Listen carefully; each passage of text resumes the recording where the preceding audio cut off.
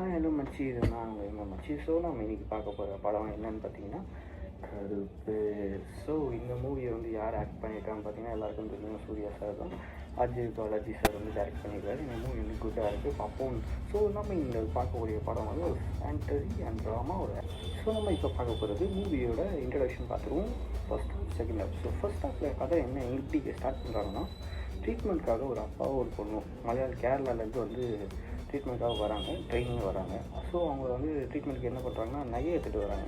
அந்த நகையை வந்து தொலைச்சிட்றாங்க. ஸோ அதை வந்து போலீஸ் கண்டுபிடிச்சிடுறாங்க. பட் நீங்கள் அந்த நகையை வந்து நீங்கள் கோர்ட்டில் தான் வாங்கணும்னு சொல்கிறாங்க.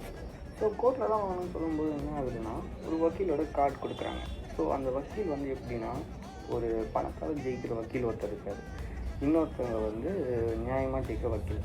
ஸோ இவங்க 2 பேர் நடுவில் போகிறது தான் கதை. ஸோ இந்த கதை எப்படி எடுத்துகிட்டு போகிறாங்கன்னா, பணம் தான் ஜெயிச்சிக்கிட்டே இருக்குது, அவங்க தோத்துட்டே இருக்காங்க. கிட்டத்தட்ட ஒரு 36 ஏரிங்ஸ் கிட்ட போயிட்டே இருக்கு.